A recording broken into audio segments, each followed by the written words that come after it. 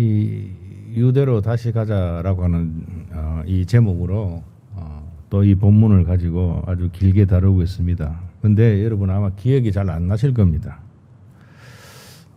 벌써 두 번째를 이 본문을 나누어서 다루는데요. 지난번에 그 본문의 흐름을 좀 알아야 오늘 다룰 마지막 본문이 잘 이해가 되기 때문에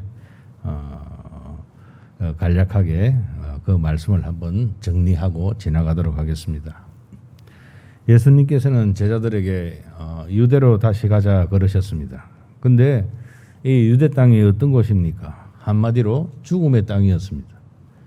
예수님을 죽이려고 하는 곳이기도 하고 그리고 동시에 죽은 나사로가 다시 살아나는 그런 곳이기도 합니다.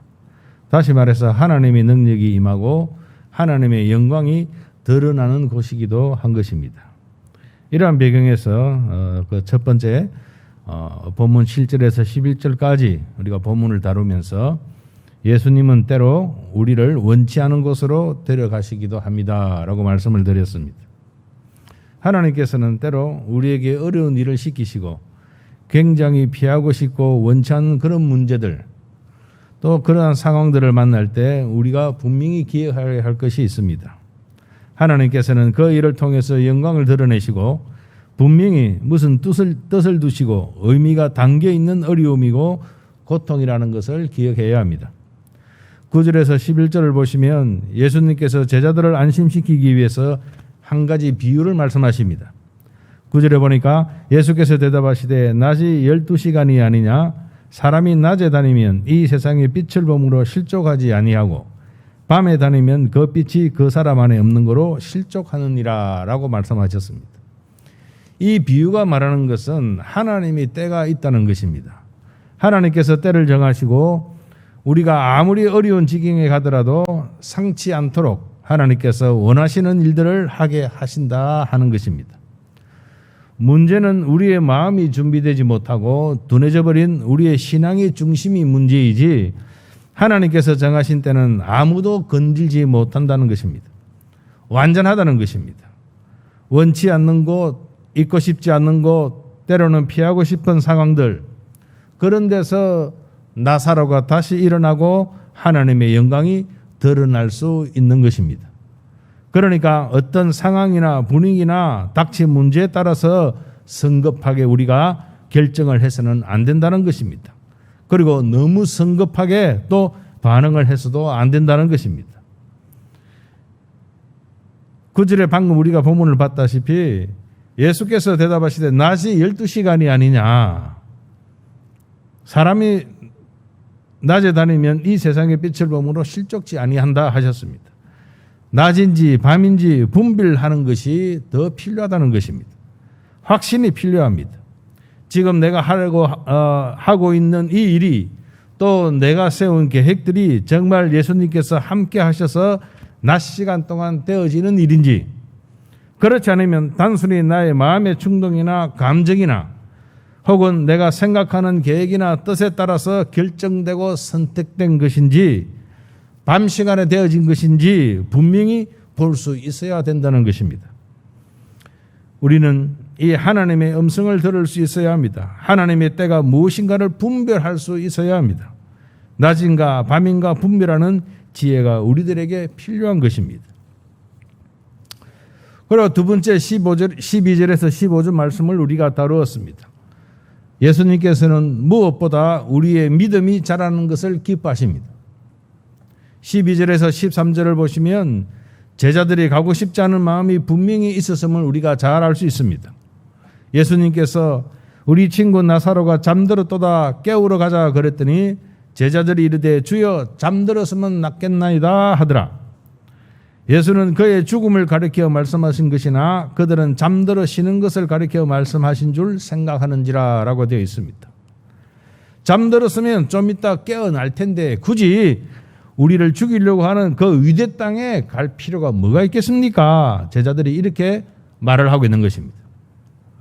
그러나 아시다시피 예수님께서는 죽음을 지금 말씀하고 있습니다. 14절에 보면요. 이에 예수께서 밝히 이르시되 나사로가 죽었느니라 그 기록을 하고 있습니다. 그런데 제자들이 유대 땅에 가고 싶지 않으니까 잠들어 있는 것으로 그렇게 바꾸어서 생각을 하는 것입니다. 이것이 참 문제지요. 이처럼 편견은요, 누가 주는 것이 아니고 내가 만드는 것입니다. 내 속에서 생기는 것이지요.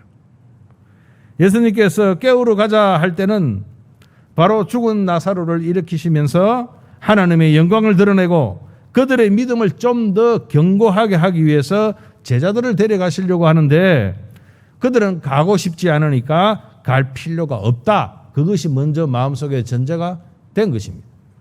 15절에 뭐라고 되어 있습니까? 내가 거기 있지 아니한 것을 너희를 위하여 기뻐하노니 이는 너희로 믿게 하리 함이라 라고 기록이 되어 있습니다. 제자들이 범했던 그 실수가 무엇입니까? 유대 땅에 가고 싶지 않기 때문에 예수님의 말씀에 대해서 선입견이 생겨버린 것입니다.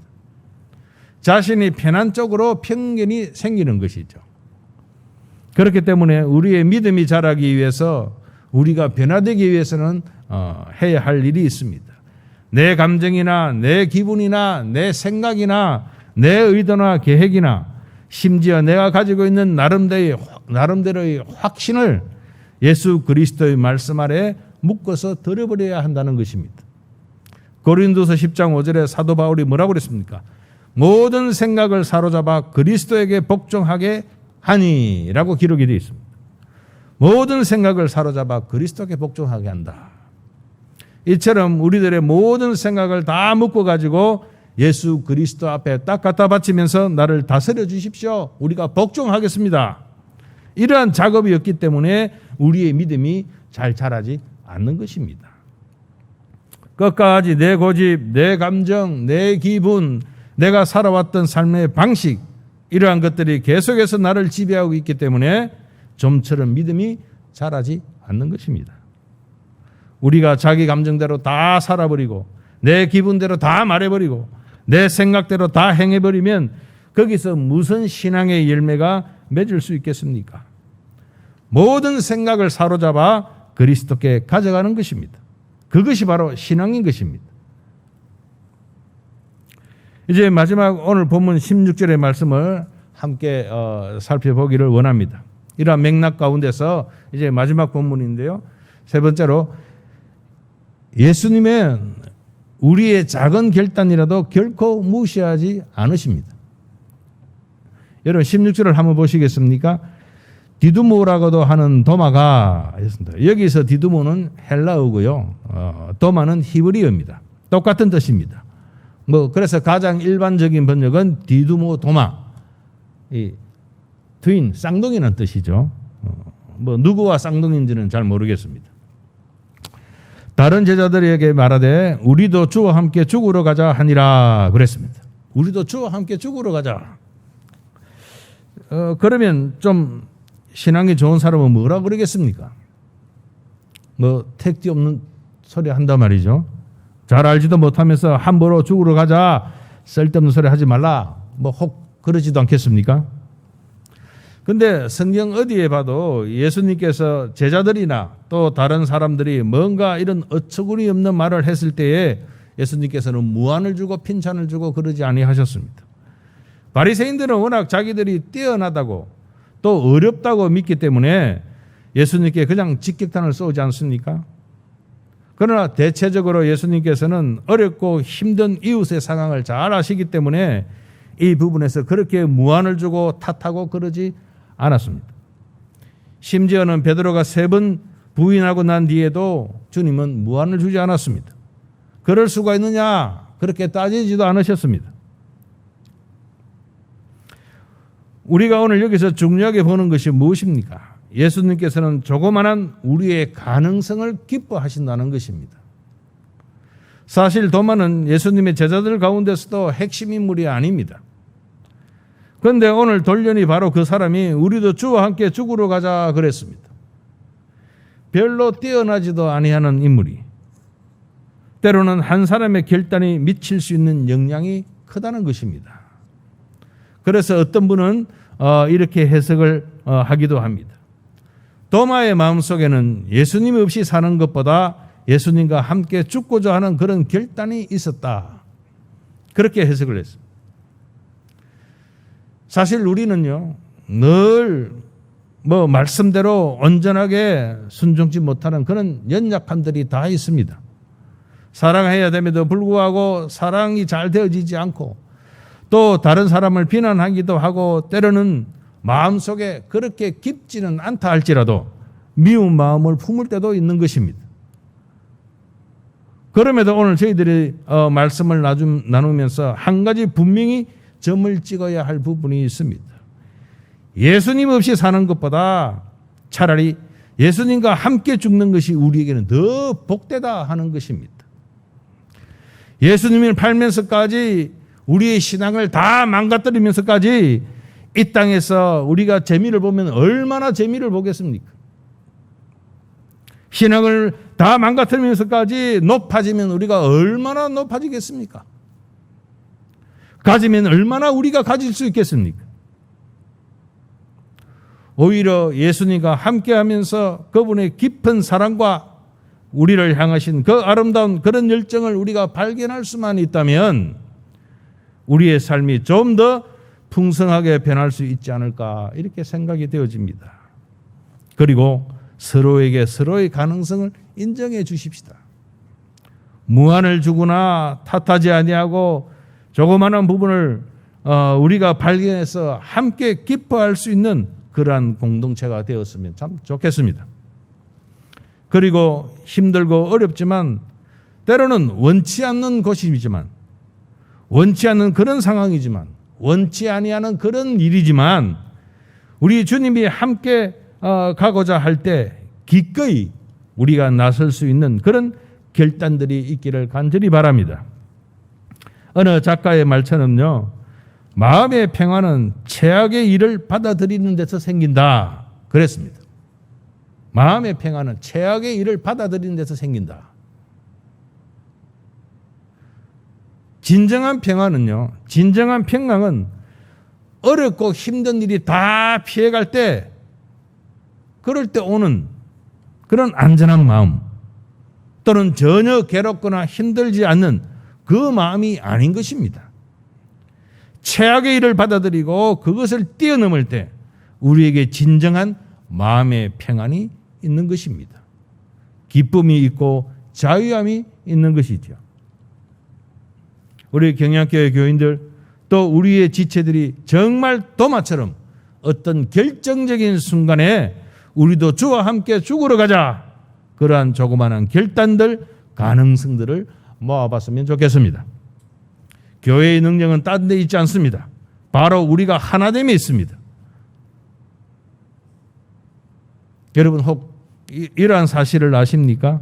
보통 말 한 마리가 수레를 끌 때는요, 짐을 실을 수 있는 용량이 2톤이라고 그럽니다. 그래서 우리가 그 말을 끌 수 있는 그 힘을 가지고 자동차 마력을 따지지 않습니까? 1마력, 2마력 이렇게요. 그런데 참 신기한 게도 함께 마구에 매여 가지고 말 2마리가 수레를 끌면은 최대 23톤까지 끌 수 있다고 합니다. 이거는 수학적으로 설명하기 힘든 일 아니겠습니까? 말 한 마리가 2톤을 끄면 2마리는 4톤이 되어야 하지 않겠습니까? 그런데 최대 23톤까지 끌 수 있다는 것입니다. 우리 모두는요, 조그마한 가능성들밖에 없는 사람들입니다. 우리 모두가 그렇게 위대하고 대단하고 그렇지 않습니다. 우리는 조그마한 것밖에 없습니다. 그러나 우리의 작은 것들이 모이고 예수님께서 함께 하실 때, 그리고 그 시간이 낮을 때 엄청난 열매를 맺게 된다는 것입니다. 여러분, 이번 여름에 우리가 각자 갈 수 있는 자리, 또 있어야 할 자리들을 한번 찾아보십시다. 그리고 우리의 믿음이 자라도록 우리의 감정이나 생각들, 지금까지 내가 붙들었던 것을 한 번에 묶어서 정말 보따리에 싸서 예수 그리스도께로 한번 가져가 보십시다. 그리고 할 수만 있다면 순간순간 우리의 조그마한 결단을 통해서, 그리고 그 결단들이 합쳐져서 아름답고 건강한 우리 교회가 세워지기를 간절히 바랍니다.